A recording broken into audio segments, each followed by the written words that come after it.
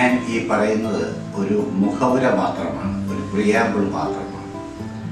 നമ്മുടെ നാട്ടിൽ road accidents ധാരാളമാണ്. പല കാരണങ്ങൾ കൊണ്ടാണ് ഉണ്ടാകുന്നത്. റോഡുകളുടെ വീതിയില്ലായ്മ, വാഹനങ്ങളുടെ ബാഹുല്യം, അശ്രദ്ധയായിട്ട് വാഹനം ഓടിക്കുന്നത്, മദ്യപിച്ചുള്ള വാഹനം ഓടിക്കൽ, മറ്റുള്ളവരോട് കരുതലില്ലാതെ ഡിസിപ്ലിൻ ഇല്ലാതെ വാഹനം ഓടിക്കുക, ഇതൊക്കെ ഇതിൻ്റെ കാരണങ്ങളാണ്. എന്താണ് കാരണമെങ്കിലും അപകടം പറ്റിയാൽ അപകടം പറ്റിയത് തന്നെ. പിന്നെ അതിനുവേണ്ടി നമ്മൾ എന്താണ് ചെയ്യുക?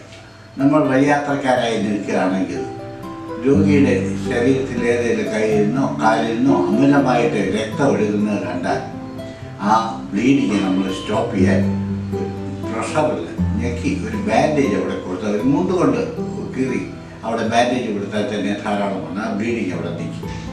സ്പ്ലിൻറ്റുകൾ വെച്ച് നമുക്കത് ചെയ്യാം. അതിനുശേഷം ചെയ്യേണ്ടത് താമസമില്ലാതെ ആശുപത്രിയിൽ കൊണ്ടുപോവുകയാണ്. ഒരു വാഹനം എന്ത് കിട്ടിയാലും, ആംബുലൻസ് കിട്ടിയാൽ അത്, അല്ലെങ്കിൽ ഒരു കാറ്, ഏതെങ്കിലും രോഗിയെ ആശുപത്രിയിൽ എത്തിക്കും. ഇപ്പോഴത്തെ ഒരു ട്രെൻഡ് എല്ലാവരും കൂടി ഇന്ന് മൊബൈൽ ഫോണിൽ ഫോട്ടോ എടുക്കുക മാത്രം ചെയ്യുന്നതാണ്. അതിൽ രണ്ടുപേരും മുന്നോട്ട് വന്ന് രോഗിയെ ആശുപത്രിയിൽ കൊണ്ട് എത്തിക്കണം.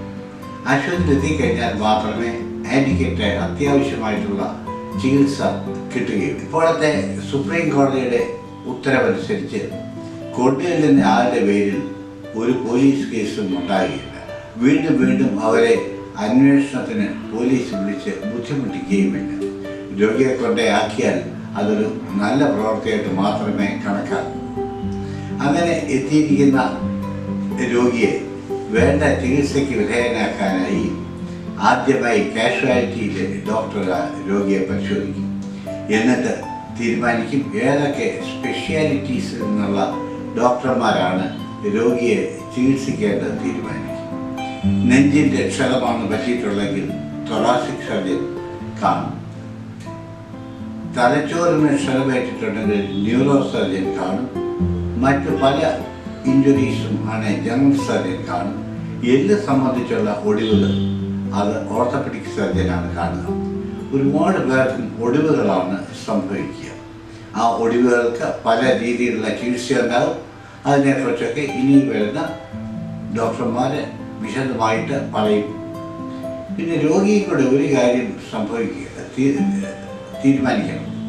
എനിക്ക് അപകടം വന്നാൽ തന്നെ ഒന്നും സംഭവിക്കാതിരിക്കാൻ ഞാൻ ഹെൽമെറ്റ് ധരിച്ചിരിക്കും, അതിൻ്റെ ചിൻ സ്ട്രാപ്പ് ഇട്ടിരിക്കും.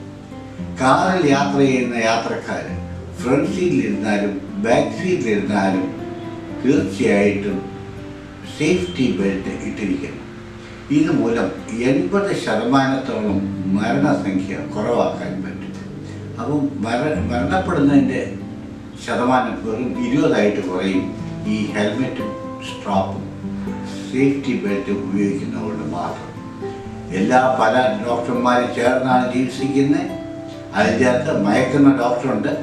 അവരാണ് അത്യാവശ്യമായി രോഗിയുടെ ബ്ലഡ് പ്രഷറൊക്കെ ലോ ആണെങ്കിൽ ആ രോഗിയെ വിദഗ്ധ ചികിത്സ നൽകി ബ്ലഡ് പ്രഷറൊക്കെ ഉയർത്തി ആയുസ് നിലനിർത്താനുള്ള ശ്രമങ്ങളൊക്കെ ചെയ്യുന്നത്. മറ്റുള്ള ഡോക്ടർമാരും മയക്കുന്ന ഡോക്ടർമാരും കൂടെ ചേർന്നായിരിക്കും പ്രവർത്തിക്കുക.